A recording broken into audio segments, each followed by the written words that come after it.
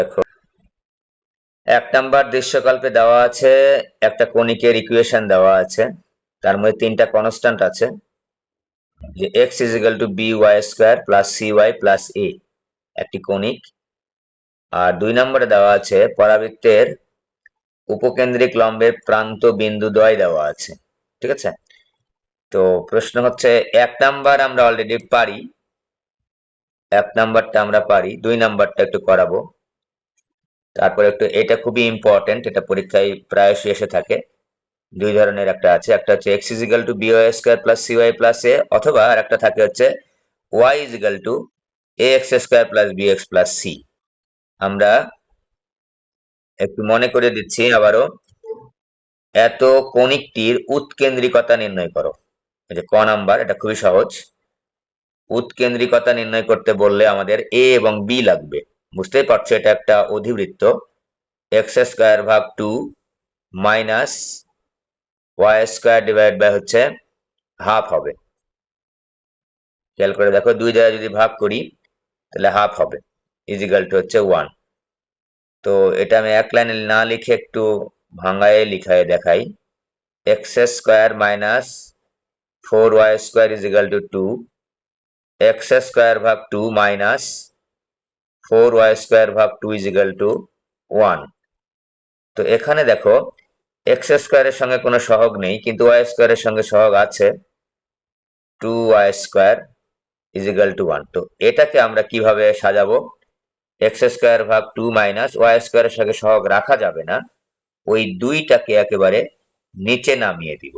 এই যে, তাহলে কিন্তু আমাদের অধিবৃত্তের স্ট্যান্ডার্ড ফরম্যাটে চলে আসলো। ডান পাশে 1 রেখেছি, x² এর সাথে কোনো সহগ যুক্ত নেই, y² এর সাথে কোনো সহগ যুক্ত নেই, নিচে নামিয়ে দিয়েছি। তাহলে এখান থেকে আমরা পাবো হচ্ছে a² = 2 আর b² পাবো হচ্ছে হাফ। তো উৎকেন্দ্রিকতা নির্ণয় আমরা জানি, e = √, দেখো এখানে a² বড়, তাহলে যেহেতু এটা অধিবৃত্ত এবং x কিন্তু আগে আছে, খেয়াল করে দেখো, অধিবৃত্ত আবার x² কিন্তু আগে আছে, তাহলে 1 প্লাস হবে, প্লাস তো হবেই। তো বড়টা যেহেতু x আগে আছে, তাহলে আমার x যেহেতু আগে আছে, এখানে a বড় নাকি b বড় দেখবো না, অধিবৃত্তের ক্ষেত্রে a বড় নাকি b বড় দেখবো না। ঠিক আছে, x আগে নাকি y আগে? x আগে, তাহলে b² ভাগ হচ্ছে a² হবে। ঠিক আছে, x আগে, a² নিচে হবে, বড়টা বা ছোটটা না, a²। আবার যদি y² আগে থাকতো তাহলে 1 প্লাস a² ভাগ b² হতো, যেটা বড় সেটা থাকবে নিচে। মানে x² হিসাবে উপবৃত্ত যদি তুমি চিন্তা করো, যে তাহলে আমার a বড় নাকি b বড়, ওখানে a বড় হলে একরকম হতো, b বড় হলে একরকম হতো। অধিবৃত্তের ক্ষেত্রে x আগে হলে এবং y আগে হলে ওইটার সাথে মিলায়া তুমি নিজেকে মনে রাখবা। ঠিক আছে, এখানে a² বড় না b² বড় অধিবৃত্তে দেখবো না, x আগে নাকি y আগে। x² যদি আগে থাকে তাহলে a²টা নিচে হবে, বের করলে আমাদের হয়ে যাবে। এবার খেয়াল করো, 2 এর পরাবৃত্তের সমীকরণ নির্ণয় করো। 2 এর পরাবৃত্তের সমীকরণ নির্ণয় করো। লম্বের প্রান্ত বিন্দুদ্বয় দেওয়া আছে, সমীকরণটা আমাকে নির্ণয় করতে হবে। বিভিন্নভাবে নির্ণয় করা যায়, কিন্তু ঠিক আছে। তো আমরা একটু দেখছি কিভাবে নির্ণয় করলে সুবিধা হয়। তো ওই স্থানাঙ্ক দেখলেই বুঝতে পারবো যে এই পরাবৃত্তটা কোন জায়গায় অবস্থিত, দেখো আমি একটু 2 নম্বর দেখাচ্ছি। 2 নম্বর, এটাই ইম্পর্টেন্ট, এখানে বেশি, এটার জন্য এটা লিখেছি। আর 1 নম্বরের জন্য গ নাম্বার প্রশ্ন, 1 নম্বর উদ্দীপক অনুসারে, সেটা খুবই সহজ, এটা আমরা শিখেছি অলরেডি। এটা আগে লিখি। পরাবৃত্তের উপকেন্দ্রিক লম্বের প্রান্ত বিন্দুদ্বয় দেওয়া আছে। একটু খেয়াল করি, এই স্থানাঙ্কে দেখো y এর মানটা কিন্তু সেম সেম আছে, দেখো খেয়াল করো, এই যে স্থানাঙ্কের y স্থানাঙ্ক কিন্তু সেম সেম আছে, y স্থানাঙ্ক সেম সেম আছে। দেখো খেয়াল করো, আমি যদি তোমাকে দাগায় দেখাই যে y স্থানাঙ্ক সেম সেম থাকবে কখন, আমি যদি দাগায় দেখাই তোমাকে, এই যে দেখালাম, y স্থানাঙ্ক কিন্তু সেম সেম থাকবে। খেয়াল করে দেখো তুমি, যে আমি যদি একটা উপকেন্দ্রিক লম্ব দাগাই এখান দিয়ে, এই যে দেখালাম, এটাকে যদি আমি এল ধরি আর এটাকে যদি এল প্রাইম ধরি, দাও ওকে ধরো, সমস্যা নাই। দেখো তো, এটা এল এবং এল প্রাইম এই দুইটা বিন্দু এক্স অক্ষ থেকে সমান উচ্চতায় অবস্থিত। তার মানে কি, ওয়াই স্থানাঙ্ক কিন্তু সমান। ওয়াই স্থানাঙ্ক সমান, তো এটা তাই তো। দেখো তো, টু ওয়াই স্থানাঙ্ক টু, ওয়াই স্থানাঙ্ক টু, এক্স স্থানাঙ্ক কিন্তু ভিন্ন ভিন্ন, একটা -2 একটা -4। এই যে এক্স স্থানাঙ্ক তো ভিন্ন ভিন্ন হবেই। এল এবং এল প্রাইম বিন্দুটা এক্স অক্ষ থেকে তো সমান দূরে না, ঠিক আছে, সমান দূরে না। দেখো একটু খেয়াল করে, যে এক্স এরও মান মাইনাস, ওয়াই এর মান মাইনাস। এখানে একটা কথা তোমাদের বলে রাখি, সেটা হচ্ছে ওয়াই অক্ষ এক্স অক্ষ দাগানোর দরকার নেই। দাগাতে ভুল হতে পারে, দরকার নেই দাগানোর, একেবারেই প্রয়োজন না হলে দাগানোর দরকার নেই। এখানে কিন্তু আমি ওয়াই অক্ষ এক্স অক্ষ দাগাই নেই, ঠিক আছে। এখানে কি দাগাচ্ছি, দেখো একটা পরাবৃত্ত দাগিয়েছি। এটা কিন্তু পরাবৃত্তের অক্ষ, এটা শীর্ষবিন্দু, এটা হচ্ছে উপকেন্দ্র, এটা কিন্তু পরাবৃত্তের অক্ষ। তো আমি যদি অক্ষ দাগাতে চাই তাহলে কিরকম অক্ষ দাগাইতে হবে, তাহলে আমাদের ঝামেলা হয়ে যাবে না। আমাদের দেখো এক্স এর মানও -2, এক্স এর মানও -2, দুইটা স্থানাঙ্কে। তার মানে কি, এই পরাবৃত্তটা কিন্তু এই পাশে আছে, এই পাশে আছে, ঠিক আছে, এই পাশে আছে কিন্তু, একেবারে এই পাশে। দেখো আমি যদি দাগায় দেখাই তোমাদের, এই যে এটা ওয়াই অক্ষ, আর এক্স অক্ষ কিন্তু এটা, এই যে দাগালাম ইচ্ছা মতো, এই যে এক্স, একটা ওয়াই। এর দাগানোর দরকার নেই। আবার বলছি, দুইটাই নেগেটিভ মান। দেখো এল এর মানটা কত, এল এর মানটা হচ্ছে -2,2, -4,2 দিলাম একটা, -4,2। আর এল প্রাইমের মান কত, -2,2। তো খেয়াল করে দেখি, দুইটাই নেগেটিভ কিন্তু, তার মানে এই ঘরে কিন্তু, এই ঘরে পরাবৃত্তটা আমার। তখন কোন ঘরে আছে কোন ঘরে নাই এটা দেখানোর দরকার নেই, যদি এরকম চিত্র আমার মানে এক্স অক্ষ ওয়াই অক্ষ দেখানোর দরকার নেই। আমরা একটা জিনিস খালি বুঝবো, যে ওই উপকেন্দ্রিক লম্বের প্রান্ত বিন্দুদ্বয়ের স্থানাঙ্কটার ক্ষেত্রে এক্স এর মান একই নাকি ওয়াই এর মান একই আছে। এক্স এর মান যদি একই হইতো তাহলে দেখো তো কি কি করতাম আমরা, এক্স এর মান একই হইলে এই হয়ে যাবে। দেখো আমি যদি এখানে দাগায় দেখাই তোমাকে, যে এক্স এর মান একই, পরাবৃত্তে একটা এক্স এর মান একই, একটু দাগায় দেখাই।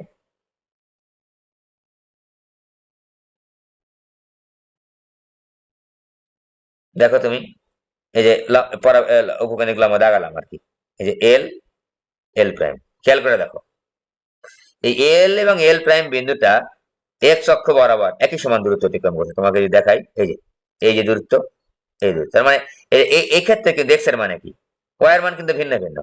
ওয়াই এর মান ভিন্ন ভিন্ন বা নেগেটিভ পজিটিভ অন্যরকম হতে পারে, এক্স এর মান কিন্তু সমান সমান, ঠিক আছে, এক্স এর মান কিন্তু সমান সমান। ওকে, এটা অক্ষের উপর দাগাইছি, যদিও অক্ষের উপর দাগানোর জন্য এরকম মনে হচ্ছে। যাই হোক, অক্ষের উপর দাগাই আর যাই দাগাই, এক্স এর মান কিন্তু সমান সমান। এই যে এক্স অক্ষ বরাবর দূরত্ব কিন্তু সমান সমান, এই যে দেখো, এটা ওয়াই অক্ষ বরাবর দূরত্ব সমান সমান, এই যে এই যে ওয়াই অক্ষ বরাবর দূরত্ব সমান সমান। এটা একটু বুঝতে হবে খালি, তাহলেই আমাদের আর ঝামেলা হবে না। এখন খেয়াল করো, যে এস বিন্দুটা এল প্রাইম এবং এল এর কিন্তু মধ্যবিন্দু, এস অবশ্যই মধ্যবিন্দু।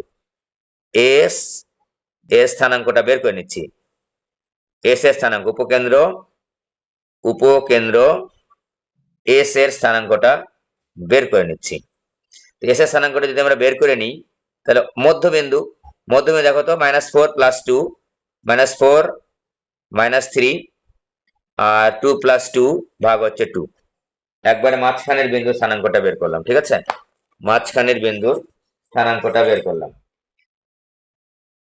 ওকে, এবার খেয়াল করো, যে এল এবং এল প্রাইমের দূরত্ব কত, L L prime is equal to কত, কত √4 -4 -2 whole square, -4 + 2 whole square, plus হচ্ছে 2 - 2 whole square, is equal to হচ্ছে, টোটাল মিলে 4 পেলাম, 2 পেলাম। উপকেন্দ্রিক লম্বের দৈর্ঘ্য পেলাম হচ্ছে 2। তো আমরা কি লিখতে পারি না, যে 4a = 2, হ্যাঁ লিখতে পারি। তাহলে এবার খেয়াল করো, 4a = 2, তার মানে একবার আমরা পজিটিভ নিব, পজিটিভ নেগেটিভ নেওয়ার দরকার নাই, একবার স্কয়ার করে দেবো, বলেছি ঝামেলা করার দরকার নাই। 16a স্কয়ার = হচ্ছে 4, বা a স্কয়ার = 1/4, বা a হচ্ছে +- ½ অর্থাৎ একবার প্লাস হাফ, একবার মাইনাস হাফ, একবার প্লাস হাফ, একবার মাইনাস হাফ। মনে হয় প্রশ্ন আসতে পারে, স্যার দুইটা কেন এ, একটু দেখাচ্ছি, দেখো খেয়াল করো, আমি যদি একটু দেখাই, যে উপকেন্দ্রিক লম্ব একই, দেখো তো, এই যে উপকেন্দ্রিক লম্বের যে প্রান্ত বিন্দুদ্বয় একই, এরকম একটা আমি পরাবৃত্ত দাগাবো। দেখো এর সঙ্গে একটু আর একটা পরাবৃত্ত দাগাচ্ছি, খেয়াল করে দেখো। এই যে এই দিক দিয়ে দাগাই, আমি লাল কালির একটা পরাবৃত্ত দাগাই, এই যে দেখো, এই যে এই যে একটা পরাবৃত্ত দাগালাম, দেখো তো এটা কি পরাবৃত্ত হতে পারে না? অবশ্যই হতে পারে, এটাও তো পরাবৃত্ত। এবং এই একই পরাবৃত্ত, দেখো তো একই জিনিসই কিন্তু, এটাও পরাবৃত্ত এটাও পরাবৃত্ত। এই পরাবৃত্তের প্রান্ত বিন্দুদ্বয় যা লম্বের প্রান্ত বিন্দুদ্বয়, উপকেন্দ্রিক লম্বের প্রান্ত বিন্দুদ্বয়, এই যে লাল কালি যেটা দাগালাম, এইটারও কিন্তু আমার উপকেন্দ্রিক লম্বের প্রান্ত বিন্দুদ্বয় কিন্তু একই। তার মানে একই যদি উপকেন্দ্রিক লম্বের প্রান্ত বিন্দুদ্বয়ের স্থানাঙ্ক দেওয়া থাকে, আমরা দুইটা পরাবৃত্ত অবশ্যই পাবো। এই যে একটা পরাবৃত্ত পাবো 1 নাম্বার, এই যে লাল কালি আলা 2 নাম্বার, দুইটা পরাবৃত্ত পাবো কিন্তু, ঠিক আছে, দুইটা পরাবৃত্ত পাবো। এখন খেয়াল করো, আমি এর মান হাফ পেলাম, এর মান -হাফ পেয়েছি, উপকেন্দ্রটাও পেয়ে গেছি। এখন আমার দরকার হচ্ছে শীর্ষবিন্দু। শীর্ষবিন্দু স্থানাঙ্ক কি আমরা বের করতে পারি?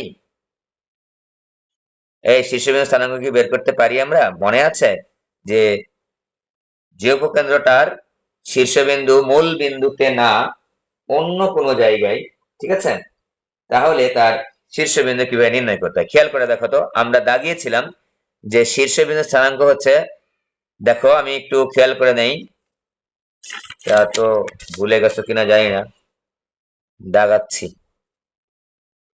আচ্ছা, শীর্ষবিন্দু হচ্ছে, দেখো খেয়াল করো, এই পরাবৃত্তের ক্ষেত্রে শীর্ষবিন্দু হবে হচ্ছে, যদি শীর্ষবিন্দু স্থানাঙ্ক, শীর্ষবিন্দু আলফা বিটা, মনে আছে তোমাদের দেখাইছি কিন্তু, শীর্ষবিন্দু আলফা বিটা হইলে, হ্যাঁ, উপকেন্দ্র স্থানাঙ্ক কত হয়? উপকেন্দ্র হয় দুই ধরনের, একটা হচ্ছে এই উপবৃত্তের ক্ষেত্রে, পরাবৃত্তের ক্ষেত্রে, একটা এই পরাবৃত্তের ক্ষেত্রে। যেটা আমাদের ওয়াই স্কয়ার ইকুয়াল 4ax টাইপের পরাবৃত্ত, সেখানে উপকেন্দ্র হয় হচ্ছে a প্লাস আলফা কমা হচ্ছে বিটা, মনে আছে কিনা জানি না। আর একটার ক্ষেত্রে হয় হচ্ছে উপকেন্দ্র, এবার আবার আলফাটা সেম থাকবে, a প্লাস বিটা হবে, আলফা সেম থাকবে, a প্লাস বিটা হবে, ঠিক আছে, a প্লাস বিটা হবে। দুইটা ক্ষেত্রে কিন্তু, দুইটা ক্ষেত্র কিন্তু, একটা এটা, একটা হচ্ছে এইটা। তো এখন এখন হচ্ছে আমরা কোনটাতে আসি বলো দেখি, আমরা কোনটাতে আসি? উপকেন্দ্রের কোনটাতে আসি আমরা? কোনটা বলতে পারো? এই পরাবৃত্তের ক্ষেত্রে বলতে পারবা কোনটা হবে?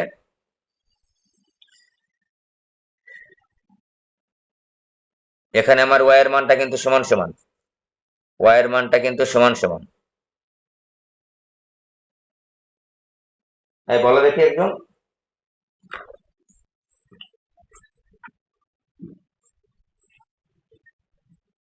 আলফা কমা, এই যে আমরা দেখুন, এটা এটা মনে হয় শিখাইছিলাম, দেখাই আরেকটু,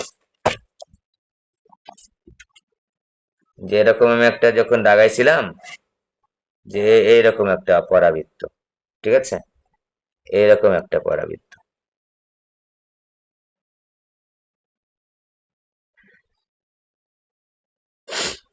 এই যে এইটা একটা শীর্ষবিন্দু, এটা হচ্ছে এ আলফা কমা বিটা, এটা হচ্ছে উপকেন্দ্র এস, ঠিক আছে, এটা হচ্ছে এস, আর এটা হচ্ছে নিয়ামক রেখা, মনে করে এটা। তাহলে দেখো তো, এটা হচ্ছে নিয়ামক রেখা, নিয়ামক, এটা হচ্ছে মূল বিন্দু, এটা হচ্ছে ওয়াই অক্ষ, এটা এক্স অক্ষ। খেয়াল করে দেখো যে এটা স্থানাঙ্ক করা ছিল, এই পর্যন্ত যদি আলফা হয়, তাহলে এই পর্যন্ত কিন্তু এ, তাহলে এখানে কিন্তু আলফা প্লাস হচ্ছে এ। আর উপরের দিকে দেখো তো, এইটুক যদি বিটা হয়, এই লম্বা এখান থেকে যদি এই পর্যন্ত দেখো তো, খেয়াল করে এই পর্যন্ত অবশ্যই বিটা, কারণ এই বিন্দু স্থানাঙ্ক যদি আলফা বিটা হয় শীর্ষ বিন্দু, তাহলে এই পর্যন্ত কত? বিটা না, এই পর্যন্ত কিন্তু বিটা, তাহলে এখানে বিটা হবে।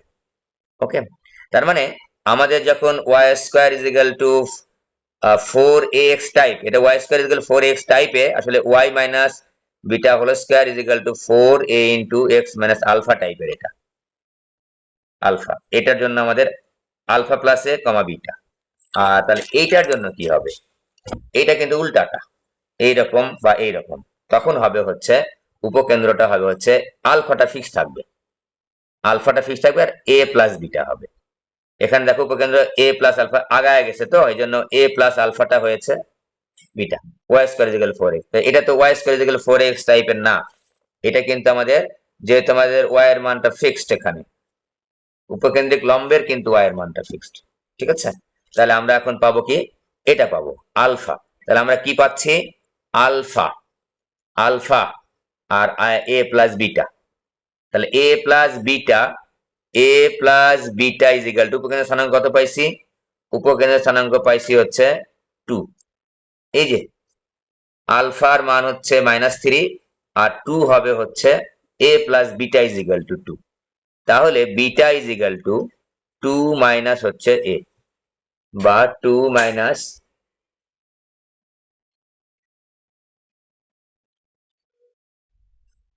এর মানটা আমরা পেয়েছি, এর মানটা আমরা দুইবার বসাবো, একবার হচ্ছে হাফের জন্য বসাবো, একবার মাইনাস হাফের জন্য বসাবো, ঠিক আছে।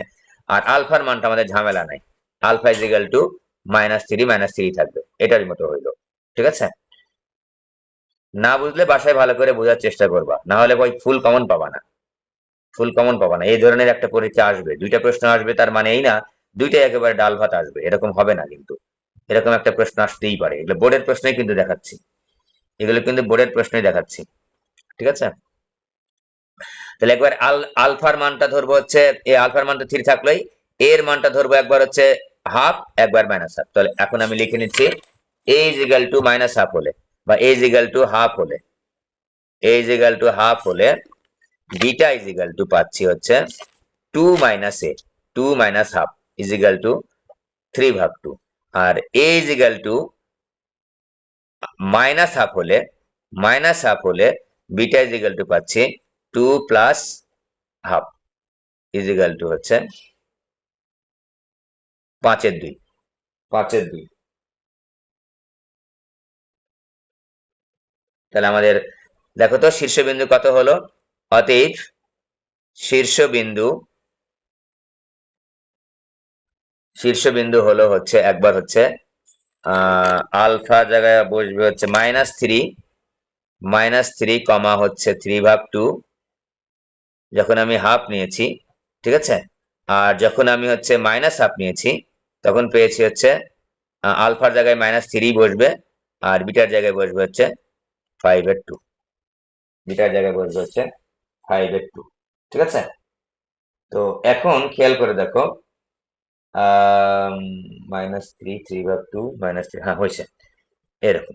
তাহলে এখন আমরা যে পরাবৃত্তটার সমীকরণ নির্ণয় করতে চাচ্ছি তার শীর্ষবিন্দু দুইটা পেয়েছি, শীর্ষবিন্দু আমরা দুইটা পেয়েছি। দেখো তো শীর্ষবিন্দু দুইটা কেন পাবো, এই যে লজিকটা দেখো, লাল কালিওয়ালা বৃত্ত পরাবৃত্ত, কালো কালিওয়ালা পরাবৃত্ত, দুইটা পাবো কিন্তু একই, আবারও বলছি একই উপকেন্দ্রিক লম্বের দুটা প্রান্ত বিন্দু দেওয়া আছে, এই যে এল এবং এল প্রাইম, একই এল এবং এল প্রাইম যুক্ত, অবশ্যই আমি দুইটা পরাবৃত্ত পাবো কিন্তু, অবশ্যই দুইটা পরাবৃত্ত পাবো, সেটা এইদিকে হোক অথবা এইদিকে হোক, ওয়াই অক্ষের উপর হোক অথবা এক্স অক্ষের উপর হোক। লজিকটা দেখো, খেয়াল করো, এখানে লজিক না জানলেও তোমার ভুল হওয়ার কোনো কথা না, ঠিক আছে।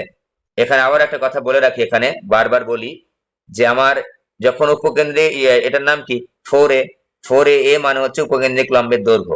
যখন আমি দৈর্ঘ্য নির্ণয় করব, যখন আমি দৈর্ঘ্য নির্ণয় করব তখন আমি শুধুমাত্র পজিটিভটা নিব। আর যখন আমার দৈর্ঘ্যটা দেওয়া আছে অন্য কিছু নির্ণয় করব, আমি কিন্তু এখন অন্য কিছু নির্ণয় করছি, কি নির্ণয় করছি, পরাবৃত্তের সমীকরণ নির্ণয় করছি, তাহলে আমাকে কিন্তু দুইটাই নিতে হবে, এই যে প্লাসও নিয়েছি মাইনাসও নিয়েছি, ঠিক আছে। তো এখন আমাদের পরাবৃত্তের, এই পরাবৃত্তের সমীকরণটা কি হয় বলা দেখি একজন, শীর্ষবিন্দু দেওয়া আছে আলফা বিটা, এই পরাবৃত্তের সমীকরণ কি হবে বলতে পারি আমরা, এটার কি হ্যাঁ, x minus alpha whole square is equal to 4a into y minus beta, very good, এটা ঠিক আছে। আর যদি এইটা হতো, এইটা যদি হয় তাহলে কি লিখতাম, y minus beta whole square is equal to 4a into x minus alpha, ঠিক আছে। যদি এরকম হতো পরাবৃত্তটা। তো আমরা এখন এর মান একবার যখন দেখো, খেয়াল করো, যখন তুমি এর মান হাফ বসাবা, প্লাস হাফ বসাবা, যখন তুমি এর মান হাফ বসাবা, তখন তুমি বিটা কত পাইছিলা 3/2, তখন কিন্তু তোমাকে এই এই শীর্ষবিন্দু নিয়ে কাজ করতে হবে। যখন তুমি এর মানটা হচ্ছে মাইনাস হাফ বসাইছিলাম, তখন তুমি কত পাইছিলা বিটার মান +5 তখন তোমাকে এই শীর্ষবিন্দু নিয়ে কাজ করতে হবে। তাহলে আমি যদি একটা দেখাই, তাহলে শীর্ষটা লিখবো কি, যে a = ½ এবং এবং -3,3/2 শীর্ষ বিশিষ্ট পরাবৃত্তের সমীকরণ। শীর্ষ বিশিষ্ট পরাবৃত্তের সমীকরণ একবার লিখবো আমরা, পরাবৃত্তের সমীকরণ বসায় দিব। তারপর একবার লিখবো কি, a = -½ এবং এত শীর্ষ বিশিষ্ট পরাবৃত্তের সমীকরণ এখানে বসায় দিলে হয়ে যাবে। আর বসায় দিচ্ছি না। x - α² = 4a * y - β। Most important কিন্তু একটা প্রবলেম, ঠিক আছে। চট্টগ্রাম 23 করে ফেলবে বাসায়, পারবা না তাছাড়া নিজে হাতে না করলে। বুঝাই দিলাম সুন্দর করে, ঠিক আছে। প্রথম লক্ষ্য কি আমাদের, যদি কথায় দেওয়া থাকে, আর চিত্র আকারে দেওয়া থাকলে কিন্তু এই অঙ্কটা সহজ। কমপক্ষে চিত্র আকারে দেওয়া থাকে না এটা সাধারণত, আর থাকলে সহজ, থাকে না বলবো না, থাকলে সহজ আর কি। যখন আমাকে দেখবো যে y স্থানাঙ্ক একই কিরকম হবে সেটা দেখাবো, দিয়ে নিজে নিজে মনে মনে একটা এরকম করে দাগায় নিব, এবং এখানে অক্ষ দাগানোর কোনো দরকার নাই, x অক্ষ এবং y অক্ষ দাগানোর কোনো দরকার নেই। দাগাতে ভুল হতে পারে, না দাগানোই ভালো। দাগানো দরকার কি আমার, দাগালে এই একদম কারেক্টটা দাগাতে হবে, দাগানো দরকার নেই, x অক্ষ এখানে দরকার নেই। আর যখন আমার হচ্ছে x স্থানাঙ্কটা সমান সমান থাকবে একই, তখন পরাবৃত্তটা হবে এরকম। আচ্ছা, একটু মনে রাখি, y স্থানাঙ্ক যদি একই রকম হয়, উপকেন্দ্রিক লম্বের প্রান্ত বিন্দু, তাহলে এটা y অক্ষের উপর হবে। y অক্ষের উপর বলতে এই যে এরকম হবে, এরকম হবে। আর যখন x স্থানাঙ্ক গুলো একই, উপকেন্দ্রিক লম্বের প্রান্ত বিন্দু দ্বয়ের x স্থানাঙ্ক যখন একই, তখন হচ্ছে এই যে এরকম হবে। বুঝতেই পারছো। এই দেখো, আমি এখানে একটা লম্ব টানি, উপকেন্দ্রিক লম্ব টানি, দেখো তো, এই যে x স্থানাঙ্ক কিন্তু একই। বুঝতেই পারছো, দেখলেই বোঝা যায় যে x স্থানাঙ্ক একই, যে x স্থানাঙ্ক একই, y স্থানাঙ্ক কিন্তু এক না, ঠিক আছে। ওকে, আমি এটা আর করালাম না, এটা পারার কথা, এটা করাইছি। এটা হচ্ছে y², তাহলে মানে এটা হচ্ছে y - β² = 4a * x - α। এই সমীকরণ যেটাকে সলভ করতে হবে, তাই না। শীর্ষ দেওয়া আছে 3, 0, বিন্দুগামী হলে a b c নির্ণয় করো। এটা আমি করাইছি, কিন্তু কোশ্চিনের মধ্যে আছে, বইয়ের মধ্যে একেবারে সেম আছে, এই সংখ্যাগুলো একটু ভিন্ন আছে। চট্টগ্রাম 23 গেল। কঠিন একটা করলাম, একটু সহজ একটা করি। আচ্ছা দেখো, ময়মনসিংহ 23 তো নাই, 23, যে এত একটা সমীকরণ দেওয়া আছে, কণিকার একটা সমীকরণ দেওয়া আছে, হ্যাঁ, আর এরকম একটা সমীকরণ দেওয়া আছে। খুবই কমন প্রশ্ন, মানে সহজ প্রশ্নের ক্ষেত্রে এই ধরনের হয়ে থাকে। স্ট্যান্ডার্ড, একেবারে স্ট্যান্ডার্ড একটা প্রশ্ন, যে এত অধিবৃত্তটির অসীম তটের সমীকরণ নির্ণয় করে। দেখাচ্ছি, x²/5। আজকে যে 5টা ক্লাস হলো কিন্তু অধিবৃত্ত, পরাবৃত্ত, উপবৃত্তের, ঠিক আছে। এত তো এখান থেকে আমি কি পাচ্ছি, আমার অসীম তটের সমীকরণ নির্ণয় করতে হলে a লাগবে আর b লাগবে। তাহলে a² = কত, 5, b² = কত, 3, ঠিক আছে। তাহলে a = কত, √5, b = কত, √3, প্লাস মাইনাস কিন্তু দিব না। অসীম তটের ইকুয়েশন কি মনে আছে দেখি, বলো দেখি একজন। y = কি, প্লাস মাইনাস b ভাগে b কোন বরাবর থাকে, লম্ব বরাবর থাকে, উপরের দিকে b ভাগে ইনটু x, শেষ। তাহলে এটা কিন্তু খুবই ইম্পর্টেন্ট। b এর জায়গায় আমরা বসে পাবো b এর মান √3, √5 ইনটু x, ঠিক আছে। এটাকে একটু সাদা দিয়ে লেখো, দেখতে ভালো লাগবে। √5 into y = plus minus √3x। এটাও থাকতে পারে, এটাও থাকতে পারে। এই অসীম তটের ইকুয়েশন হয়ে গেলে 2 মার্কের জন্য 2 মিনিটও লাগবে না, ঠিক আছে। অসীম তটের ইকুয়েশন এটা এখানে একটু লিখে দেখাবা, যে ইহাকে অধিবৃত্তের সমীকরণ x² মাইনাস y²/b² = 1 এর সঙ্গে তুলনা করে পাই a² = 5, b² = 3। এটা লিখবা, একটু লিখলে দেখতে সুন্দর লাগে, 2টা মার্ক, বুঝতেই তো পারছো। 1 নাম্বার কণিকের উপকেন্দ্রিক লম্বের দৈর্ঘ্য এবং নিয়ামক রেখা নির্ণয় করো। তো এইটাকে সাজাইতে হবে। তো সাজানো আর কি শিখাবো, দেখো বইতে কিন্তু এই ধরনের অঙ্ক করি নাই আমরা, একেবারে বানিয়ে দিয়েছে কিন্তু এটা, মানে এই বইয়ের মধ্যে কমপক্ষে নাই, রূপন্তী প্রকাশনীর বইয়ের মধ্যে নাই, অন্য বইয়ের মধ্যে থাকতে পারে এটা। তো সাধারণ নিয়ম আমরা এই জন্য শিখেছি, একেবারে বইয়ের সঙ্গে হুবহু কমন কিন্তু আসবে না। 4x² - 9y², আমি 1 মিনিট একটু সাজা দেখাচ্ছি। 4x² - 9y² -16x plus 54y +1y -101। এটাকে বিভিন্ন রকম কিন্তু তোমাদের বোর্ড প্রশ্নে কিন্তু আসছে, একেবারে বইয়ের সঙ্গে হুবহু মিল নেই, এই ধরনের একটা দিয়ে দিচ্ছে, ঠিক আছে। যেটাকে সাধারণ নিয়ম কি শিখাইছিলাম, যে চলকগুলা যেহেতু এক্স স্কোয়ারের সঙ্গে এক্স স্কোয়ারও আছে ওয়াই স্কোয়ারও আছে, তাহলে সবগুলা চলকই আমরা বাম পাশে রাখবো, ডান পাশে আমরা নিয়ে যাব হচ্ছে কনস্ট্যান্ট গুলো। তো 4x², এক্স এর সাথে এক্স রাখবো, ওয়াই এর সাথে আমরা ওয়াই রাখবো, আর বাদ বাকি কনস্ট্যান্ট আমরা ডান পাশে নিয়ে যাব +101। তো তারপর প্রথম কাজ হচ্ছে x² সহগ মুক্ত করা, তাই আমরা x² এর সহগ যা ছিল তাই কমন নিব। -9y² - 6y = 101। তারপর আমরা a + b হোল স্কয়ার অথবা a - b হোল স্কয়ার কে ফরম্যাটে সাজাবো। x² - 2 * x * 2 + 2 square -9y² - 2 * y * 3 + 3 square.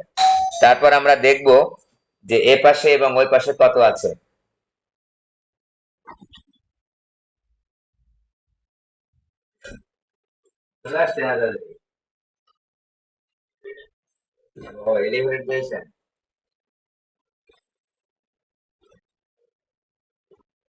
আমি একটু ক্লাস নিচ্ছি।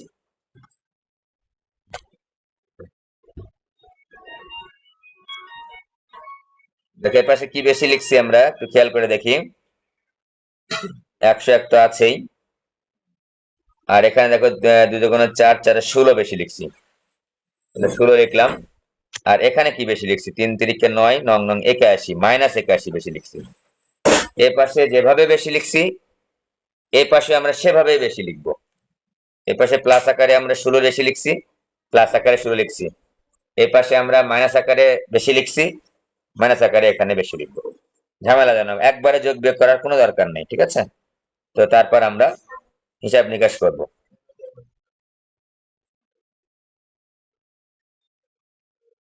এবার 101 আর 81 বাদ দিলে কত থাকে, 20 থাকে। 20 আর 16 কত হয়, 36 হয়। বুঝতেই পারছো, হয়ে গেছে আমাদের। x - 2 whole square divide by হচ্ছে 9 - y - 3 whole square divide by হচ্ছে 4। আর দেখালাম না, পরবর্তী অংশ পারবো আমরা। তো এরকম যে রকমই থাকুক না কেন, বইয়ের সঙ্গে মিল থাকুক অথবা না থাকুক, যে কোনো সংখ্যা দিলে আমরা ইজিলি মিলাতে পারবো। এটা অবশ্যই একটা অধিবৃত্তের ইকুয়েশন। অধিবৃত্তের ক্ষেত্রে x আগে আছে, তাহলে সহজটা প্রথমটা আর কি। উপবৃত্তের ক্ষেত্রে a বড় থাকলে যেটা আমরা লিখি।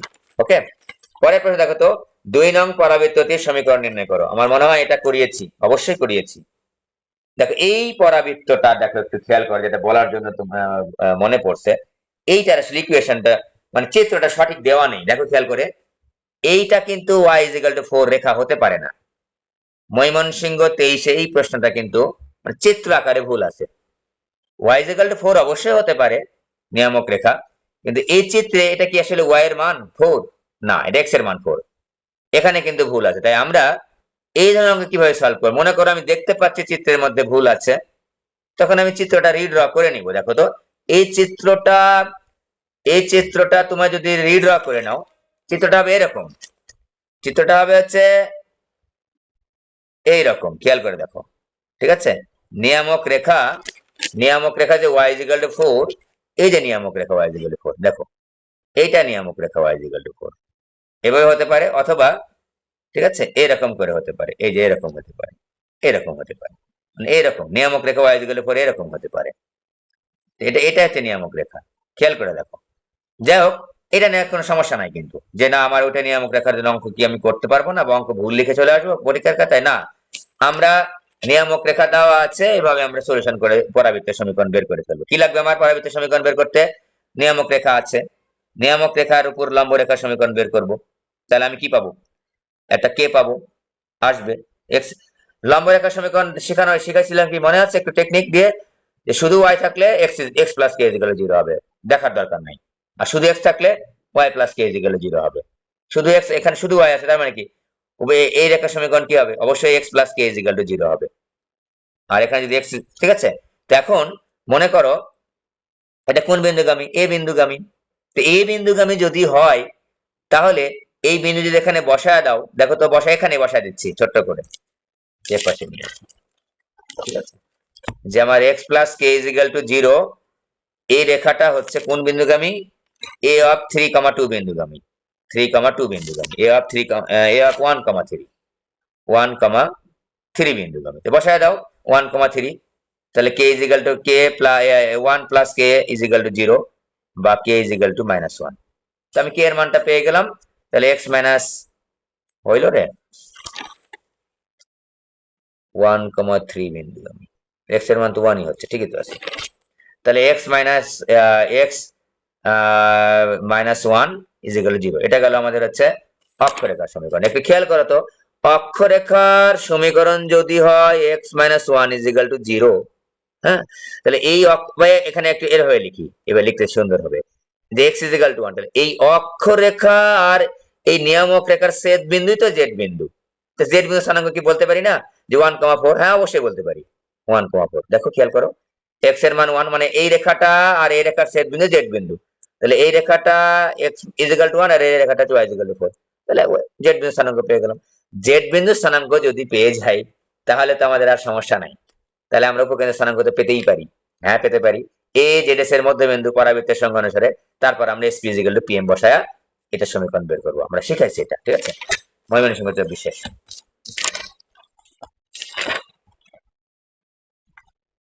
আচ্ছা, এটা দেখো, তোমাদের আরো অঙ্ক আছে উপকেন্দ্রিক লম্ব বিষয়ক। আমি উপকেন্দ্রিক লম্বের সমীকরণ বিষয়ক, দেখো রাজশাহীতে এসে এই প্রশ্নটাও কিন্তু আসছে একই টাইপেরই, যে একটি কণিকের সমীকরণ নির্ণয় করো। সমীকরণ দেওয়া আছে, দেখো দৃশ্যকল্প 1-এর কণিকটির উপকেন্দ্রিক লম্বের প্রান্ত বিন্দুদের স্থানাঙ্ক বের করো। সমীকরণ দেওয়া আছে, উপকেন্দ্রিক লম্বের প্রান্ত বিন্দু দ্বয়ের স্থানাঙ্ক বের করবে। এটা একটু কঠিন মতো মনে হতে পারে, এটাও করাবো। আবার উপবৃত্তের ক্ষেত্রে উপকেন্দ্রিক লম্বের সমীকরণটা দেওয়া আছে বা প্রান্ত বিন্দু দেওয়া আছে, ওটা আমি দেখাবো, ঠিক আছে।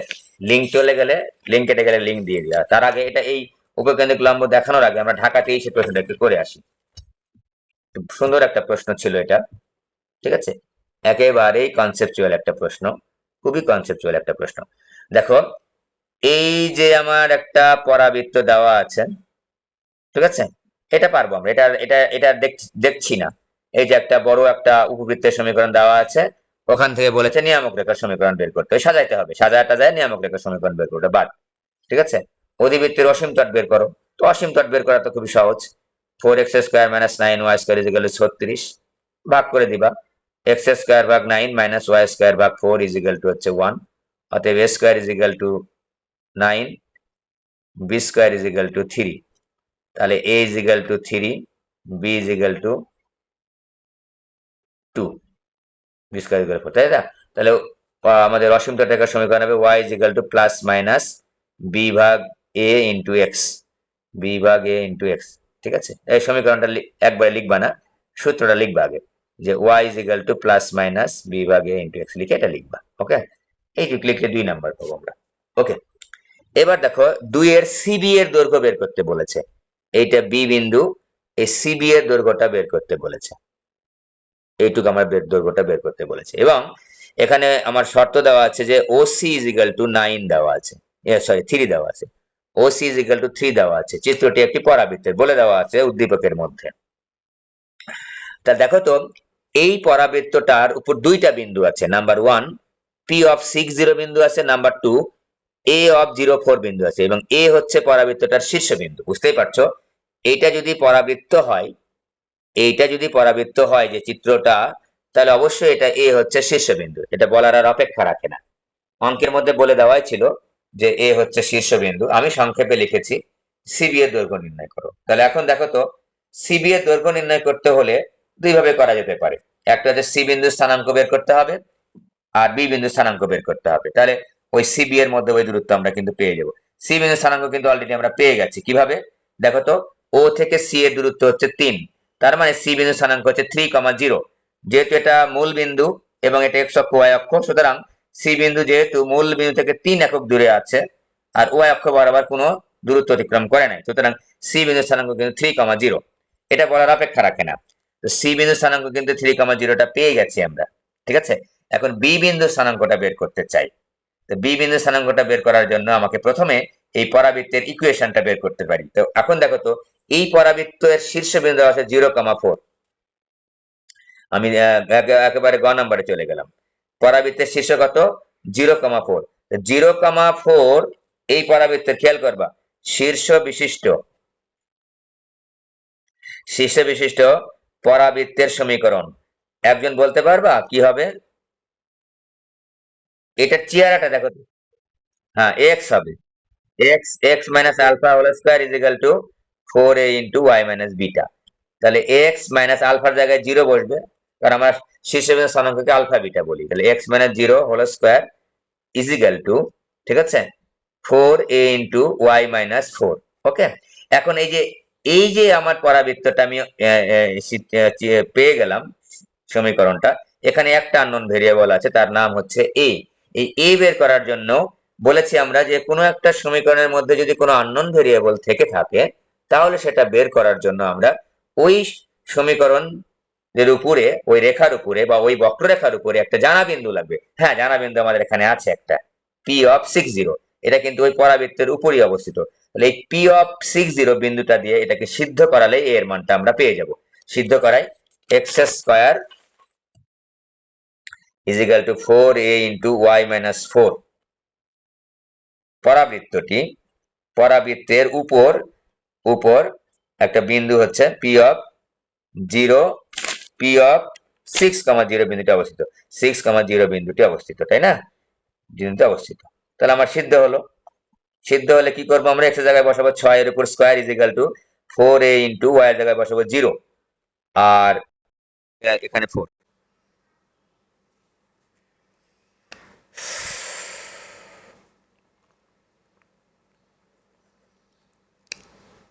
তাহলে 4a into -4 is equal to হচ্ছে 36, বা 16a ইজ ইকুয়াল টু -36, বা a ইজ ইকুয়াল টু -36 এর হচ্ছে 16, -36 এর 16, -9, 4 নং 9/4, -9/4।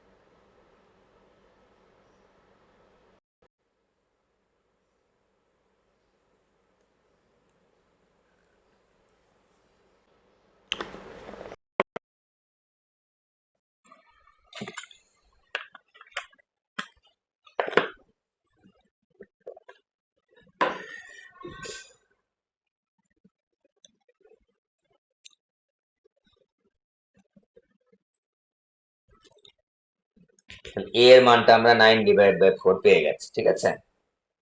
a এর মানটা আমরা 9/4 পেয়ে গেছি। তাহলে এই a এর মানটা যদি আমরা এই পরাবৃত্তের সমীকরণে বসাই, তাহলে কিন্তু আমরা হচ্ছে পরাবৃত্তের সমীকরণটা পেয়ে যাব, ঠিক আছে? তো এই প্রশ্নে কিন্তু আবার দেখো, সিবি এর দৈর্ঘ্যটা না চেয়ে পরাবৃত্তের সমীকরণটা কিন্তু চাইতে পারতো।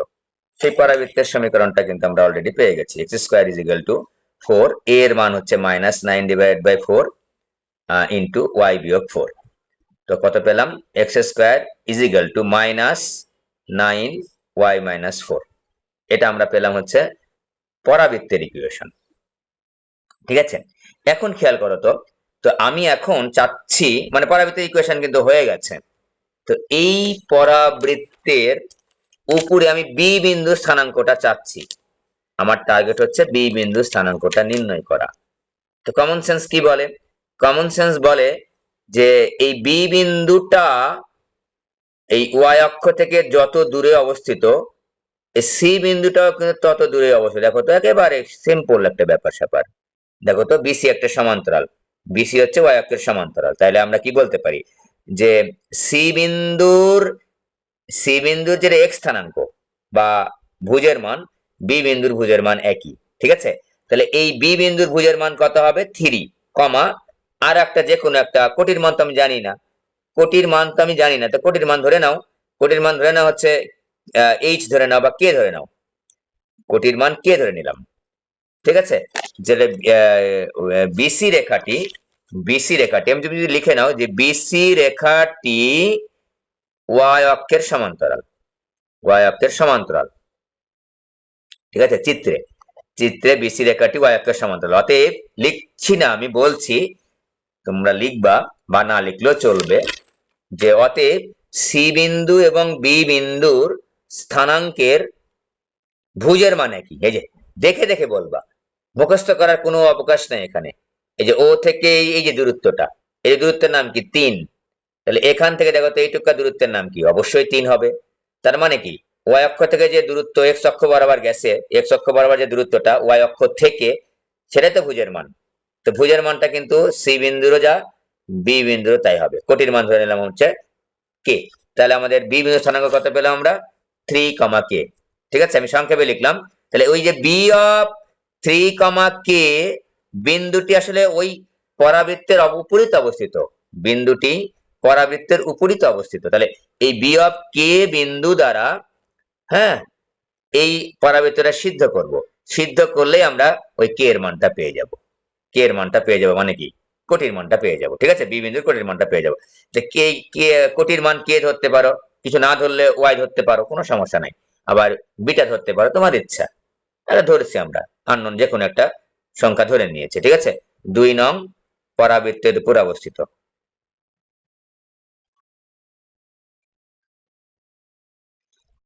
তাহলে এখন আমি বসাই, এক্স এর জায়গায় কি বসাবো? 3 বসাবো। তাহলে 3² = -9 ইন্টু ওয়াই এর জায়গায় কে বসাবো, আর 4 এর জায়গায় 4 থাকলো। তাহলে আমরা পেলাম হচ্ছে 9 = -9 কে - 4। তো 9 9 যদি কেটে যায়, তাহলে কে - 4 পাবো হচ্ছে -1, অতএব কে পাবো হচ্ছে 3। তো কে এর মান কিন্তু 3 পেলাম। তো এখন দেখো তো, এখন কে এর মান 3 পাওয়ার অর্থ হচ্ছে, দেখো তো আমি যদি দেখাই তোমাদের, আসলে এই টুক্কার মানে 3 পেয়ে গেছি, এই টুক্কার মানে 3 পেয়ে গেছি। কোটির মান মানে কি? এক্স অক্ষ থেকে সে কত উচ্চতায় আছে বা কত দূরত্বে আছে, উচ্চতা বলবো না, দূরত্বে আছে। তাহলে আসলে কে এর মান 3 মানে বিসির মানই কিন্তু 3। আবার তুমি যদি মনে করো না স্যার আমি সি বিন্দু স্থানাঙ্ক আর বি বিন্দু স্থানাঙ্ক যেহেতু আমরা পেয়েছি, দূরত্ব বের করবো, কোনো সমস্যা নেই, একই রেজাল্ট আসবে, 3 আসবে। দেখো সি বিন্দু স্থানাঙ্ক হচ্ছে 3,0, সি বিন্দু স্থানাঙ্ক হচ্ছে 3,0, এটা সি বিন্দু স্থানাঙ্ক। আর বি বিন্দু স্থানাঙ্ক পেলাম আমি 3,3। তো বেসিক্যালি এই বি বিন্দুর কোটির মানই হচ্ছে বিসির মান। দেখো তো, বি বিন্দুর কোটির মানই হচ্ছে বিসির মান, এই যে বিসির মান 3। তা আমি যদি মনে করি না স্যার আমি এটা আর এটা হচ্ছে বের করে দেখাবো আমি, 3,3 দূরত্ব বের করে একই জিনিস দিতে আসবে। দেখো দূরত্ব বের করো, √3 - 3 প্লাস 0 - 3 =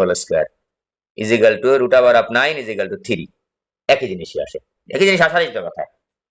এখন প্রশ্ন হচ্ছে সকল ক্ষেত্রে কি একই জিনিস আসবে? সকল ক্ষেত্রে একই জিনিস আসবে না, এক্ষেত্রে আসছে।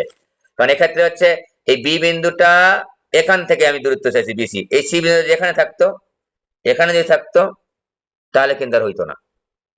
যেহেতু এখানে বোঝা যাচ্ছে যে আসলে এক্স অক্ষ থেকে এটা বিসি দূরত্ব চাইছে, সি বিন্দুতে এখানে থাকতে পারতো, অন্য জায়গায় থাকতে পারতো, তাই আমরা দুই ভাবে করতে পারি। ঠিক আছে, তো আমরা দূরত্ব বের করার সূত্র দিয়ে করতে পারি, কোনো সমস্যা নেই।